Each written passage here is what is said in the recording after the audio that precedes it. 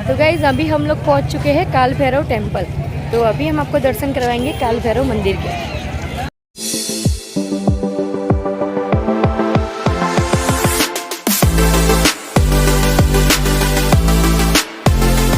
तो गाइज हम लोग पहुंच चुके हैं काल भैरव टेम्पल, पर देखने से लगता है बहुत भीड़ है यहाँ पे, बहुत ही रस है यहाँ पे। तो देखते हैं कितना टाइम लगता है और नंबर आता है, कब आता है। गाइस काल भैरव का यह मंदिर जो है वो लगभग 6000 साल पुराना माना जाता है।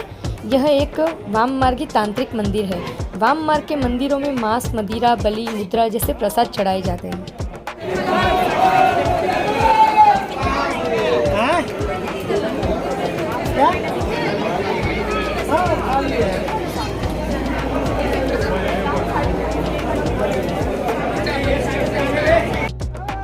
प्राचीन समय में यहाँ सिर्फ तांत्रिकों को ही आने की अनुमति थी। वे ही यहाँ तांत्रिक क्रियाएं करते थे और कुछ विशेष अवसरों पर काल भैरवों का मदिरा का भोग भी चढ़ाया जाता था। कालांतर में ये मंदिर आम लोगों के लिए खोल दिया गया, लेकिन बाबा ने भोग स्वीकारना यूं ही जारी रखा। काल भैरव के मदिरा पान के पीछे क्या राज है, इसे लेकर लंबी चौड़ी बहस हो चुकी है। पीढ़ियों से इस मंदिर की सेवा करने वाले राजुल महाराज बताते हैं, उनके दादा के ज़माने में एक अंग्रेज़ अधिकारी ने मंदिर की खासी जांच करवाई थी, लेकिन कुछ भी उनके हाथ नहीं लगा। उसने प्रतिमा के आसपास की जगह की भी खुदाई करवाई, लेकिन नतीजा कुछ भी नहीं निकला। उसके बाद वे भी काल भैरव के भक्त बन गए। उनके बाद से यहाँ देसी मदिरा चढ़ाई जाने लगी और आज तक जारी है। काल भैरव को मदिरा पिलाने का सिलसिला सदियों से चला आ रहा है। यह कब, कैसे और क्यों शुरू हुआ यह कोई नहीं जानता। यहाँ आने वाले लोग और पंडितों का यही कहना है कि बचपन से भैरव बाबा को भोग लगाते आ रहे हैं और खुशी खुशी वो ग्रहण भी करते हैं। बाप दादा भी उन्हें यही बताते थे कि यह एक तांत्रिक मंदिर था, जहाँ बलि चढ़ाने के बाद बलि के मांस के साथ साथ भैरव बाबा को मदिरा भी चढ़ाई जाती थी। बलि तो अभी बंद हो गई है, पर मदिरा चढ़ाने की सिलसिला अभी भी जारी है। इस मंदिर की महत्ता को प्रशासन की भी मंजूरी मिली हुई है। खास अवसरों पर प्रशासन की ओर से भी बाबा को मदिरा चढ़ाई जाती है। तो गाइज ये हमारे नए सब्सक्राइबर बन चुके हैं।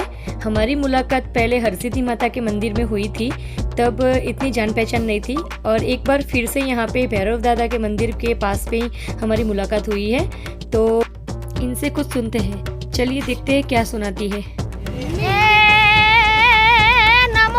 शक्ति मात तू ही धरती ना कण कण मही, तू जोग माया मोह माया भोली भवानी छो तू ही। रिद्धि सिद्धि निज दाता सप्तदीप नवखंड मही, तू एक ने अनेक माया भगतोनी शक्ति तू ही मारी भगतोनी शक्ति तू ही मारी भगतोनी शक्ति तू ही। बोलो हरसिद्धि माता की जय। बहुत ही अच्छा गाया आपने। तो गाइस इन्होंने बहुत ही अच्छा भजन गाया। हाय कह दो। हाय। क्या नाम बताया आपने अपना? नेहा वरिया। हम जी सूरत तो से आए हैं। सूरत से हो आप? तो नेहा वरिया जी सूरत से है और उन्होंने बहुत ही अच्छा गाना हमको, मतलब कि भजन था ना, हाँ बहुत ही अच्छा भजन सुनाया उन्होंने। तो उनके लिए एक लाइक ज़रूर कर दीजिएगा। तो गाइज अभी हम लोग काल भैरव से निकल के मंगलनाथ मंदिर पहुंच चुके हैं। तो यहाँ पे मंगलनाथ मंदिर है, तो यहाँ पे हम दर्शन करेंगे, फिर आगे जाने के लिए निकलेंगे। तो चलिए चलते हैं मंगलनाथ टेम्पल। यहाँ पे गाड़ी पार्किंग करेंगे। तो गाइज हम लोग पहुँच चुके हैं मंगलनाथ टेम्पल। उज्जैन का भगवान मंगलनाथ मंदिर सदियों पुराना है। सिंधिया राजदारा ने इसका पुनर्निर्माण करवाया था। तो चलिए चलते हैं अंदर और बताते हैं उनका इतिहास क्या था।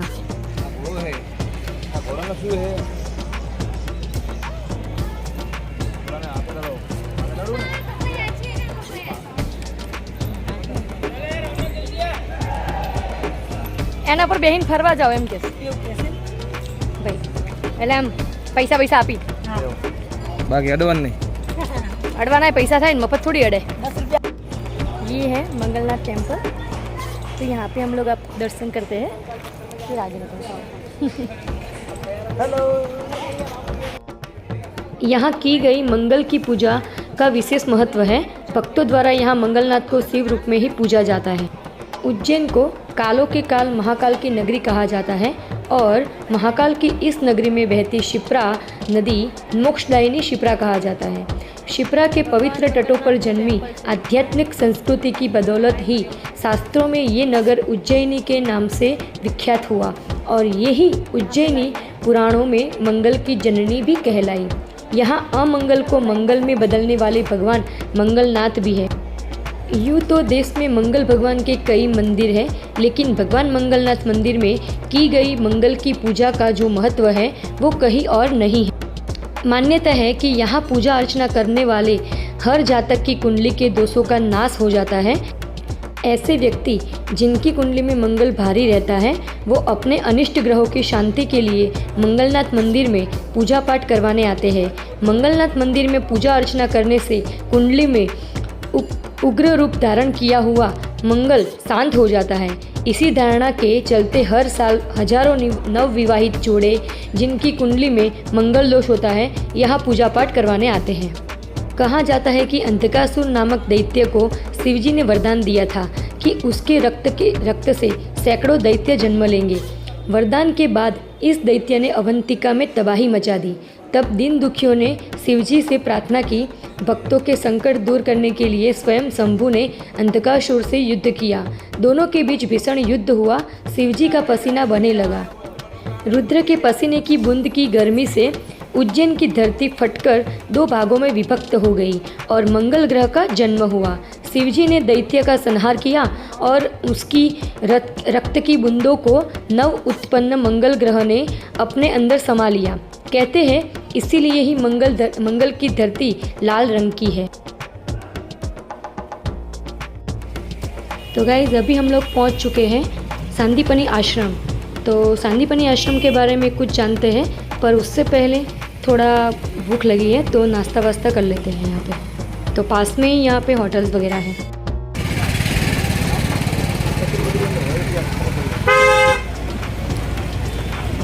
यहाँ पे कुछ नाश्ता पानी चल रहा है। बटाटा पोहा, चाय और चाय। और मुझे तो आम अच्छा लगता है, हम खाएंगे कच्चा आम।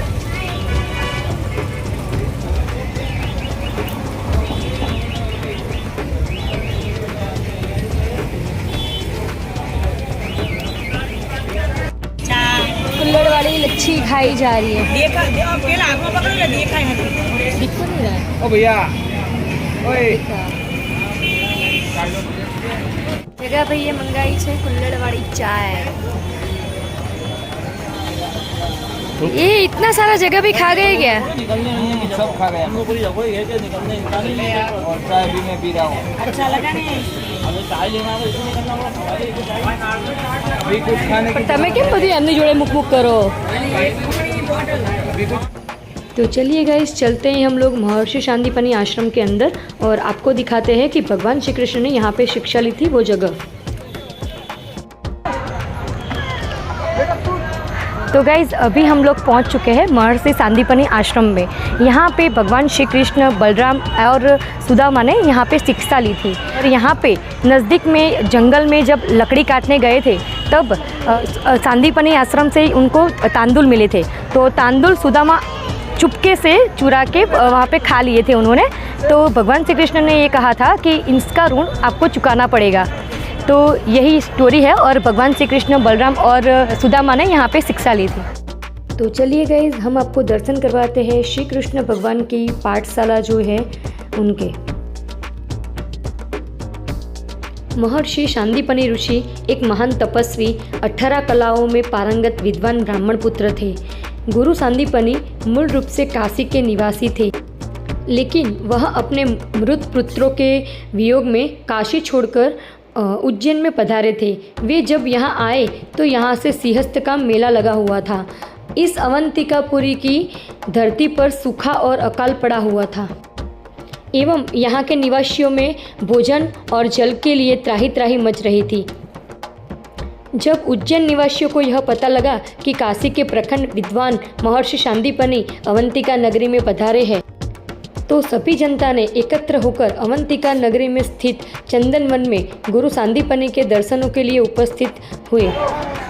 सबको व्याकुल देखकर गुरु सांदीपनि ने उन लोगों से वहां आने का प्रयोजन पूछा तो सभी ने बताया कि मान्यवर, इस पवित्र अवंतिकापुरी में सूखा और अकाल पड़ा हुआ है। यहाँ पर महामारी ने अपने पैर पसार रखे हैं। इस भयंकर संकट से आप हमारी रक्षा कीजिए। तब महर्षि सांदीपनि ने चंदन वन में स्थित एक निर्जन जगह पर बिल्व पत्र का पूजन करके वहाँ पे तपस्या शुरू की। कई साल बीत गए। कई वर्षों की तपस्या के फल स्वरूप में भगवान शंकर माता पार्वती के साथ उस बिलपत्र में प्रकट हुए। तब भगवान से वरदान मांगते हुए कहा कि अवंतिकापुरी नगरी में अकाल और महामारी ने पैर पसार रखे हैं, तो आप कृपा करके इस भयंकर महामारी से मुक्ति दिलवाइए। तब भगवान भोले शंकर ने कहा कि हे महामुनि, जब तक तू उज्जैन नगरी में मेरा महाकाल का मंदिर रहेगा तब तक यहाँ कभी सूखा और अकाल नहीं पड़ेगा। आज से इस अचल का नाम मालवा के नाम से प्रसिद्ध होगा। यह वरदान देकर भगवान शंकर गुरु सांदीपनि से बोले, महामुनि, जो यह कार्य जन कल्याण के लिए आपने किया है इससे मैं अत्यधिक प्रसन्न हूँ और आप भी अपने लिए निश्चित वर मांग सकते हैं। प्रसन्नतापूर्वक गुरु सांदीपनि ने पुत्र मुहु वर्ष अपने मृत 7 पुत्रों में से एक पुत्र को भगवान शंकर से मांगा। भगवान शंकर बोले हैं, महामुनि, तुम आज से यहाँ पर अपना पावन आश्रम बनाइए और हमेशा के लिए यहीं पर बस जाइए।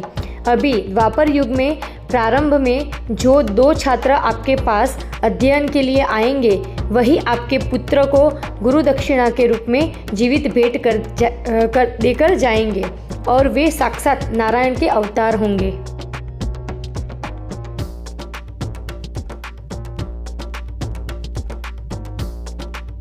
सांदीपनि आश्रम में भगवान श्री कृष्ण ने बलराम और सुदामा के साथ यहाँ पे शिक्षा ली थी। यहाँ पे इसी आश्रम में उन्होंने 64 दिन पढ़ाई करके 64 विद्याएं और 16 कलाएं सीखी थी। सांदीपनि जी का आश्रम करीबन 5000 से ज़्यादा साल पुराना है। सांदीपनि आश्रम में गुरु सांदीपनि जी की मूर्ति के सामने चरण पादुकाओं के दर्शन होते हैं। सांदीपनि गुरु से भगवान श्री कृष्ण ने यहाँ पर 14 विद्याएं यहाँ पे प्राप्त की थी, तो वो यहाँ पे दिखाई गई हैं। मैं आपको दिखाती हूँ, चलिए। 14 विद्याओं का गठन मतलब कि 4 वेद, 4 उपवेद, 6 वेदांग से होता है। 4 वेदों में ऋग्वेद, यजुर्वेद, अथर्ववेद, सामवेद और 4 उपवेद में अर्थशास्त्र, धनुर्वेद, गंधर्ववेद और आयुर्वेद। और 6 वेदांग इस प्रकार है: व्याकरण, ज्योतिष, निरुक्त, कल्प, छंद और शिक्षा। इसी तरह से यहाँ पे सब विद्याएं बताई गई है। तो गाइस, सांदीपनि आश्रम में हम लोगों ने बहुत ही जानकारी प्राप्त की और बहुत ही अच्छा लगा सुन के। और आप लोगों को कैसा लगा तो आप लोग मुझे कमेंट करके ज़रूर बता सकते हैं। अगर आप मेरी चैनल पे नए हैं तो मेरी चैनल को लाइक, शेयर और सब्सक्राइब करना बिल्कुल भी ना भूलें।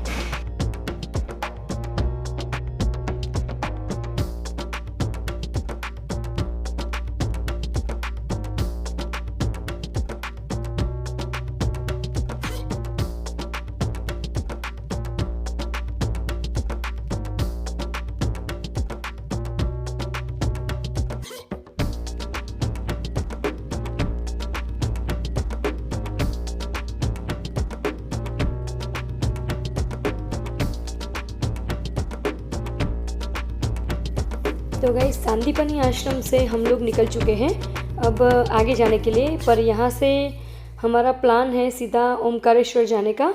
तो चलिए चलते हैं ओमकारेश्वर, और वहाँ पे भी शिव जी का टेम्पल है, तो वो भी हम आपको उसके बारे में भी क्या हिस्ट्री है वो हम आपको बताते हैं। तो गाइस, रास्ता बहुत ही ख़राब है, टेढ़ा मेढ़ा, और रास्ते में बहुत ही दिक्कत भी आ रही है। अंधेरा भी हो जाएगा शायद पहुंचते पहुंचते, ऐसा लग रहा है यहाँ से। तो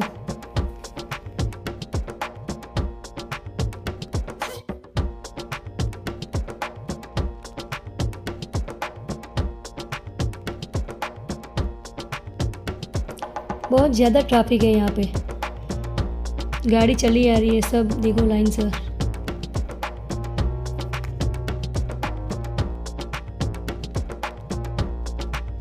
हरियाली बहुत ही प्यारी लग रही है, देखो।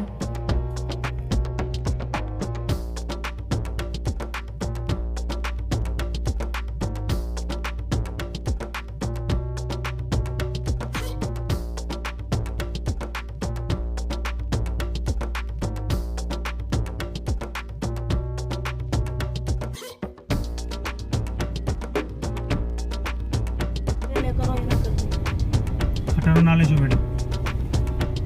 જો આ મારો બેટો ભાઈ ગયો અચ્છા, તમારી સાઈડ મારી એના વિડીયોમાં આવું તું.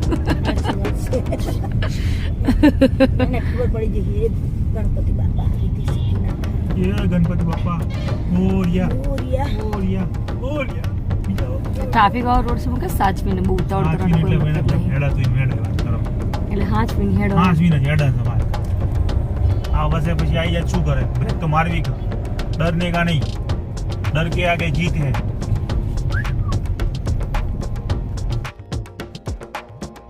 तो गाइस अंधेरा हो चुका है, बहुत ही लेट हो चुके हैं, शायद आगे नहीं जा पाएंगे, तो यहाँ पे पहले खाना ढूंढते हैं अच्छी सी होटल में।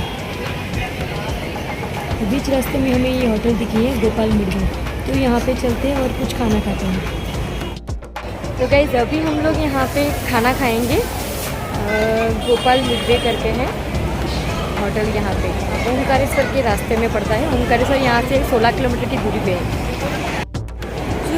ये डेमो देखो, जमना है खाना है.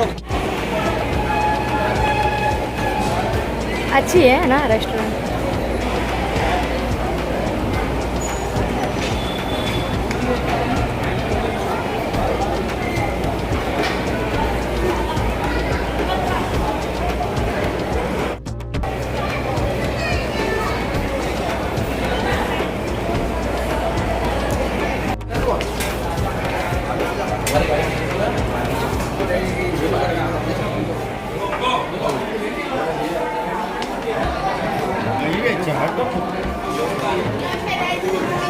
लोगों क्या है मीठू मंगाओ, मीठू मीठू. तो गाइस बहुत ही भूख लगी है, चलो फटाफट से खाना शुरू करते हैं। तो दाल तड़का जीरा राइस मंगाओगे? चलो टेस्ट करते हैं कैसा है। रोटी खोए दाल मंगाई तो वेज कोल्हापुरी में मंगाई दो. गाइस ओमकारेश्वर यहाँ से 16 किलोमीटर की दूरी पे है और हमें ऐसा लगता है कि वहाँ पे बहुत ही ज़्यादा रश होगा, तो हमने यहाँ पे होटल ढूंढी है ये, तो इसी होटल में हम लोग रुकेंगे और कल सुबह निकलेंगे यहाँ से ओमकारेश्वर के दर्शन के लिए। तो गाइस अभी इसी होटल में हमको ये रूम मिला है, अच्छा है, चलता है।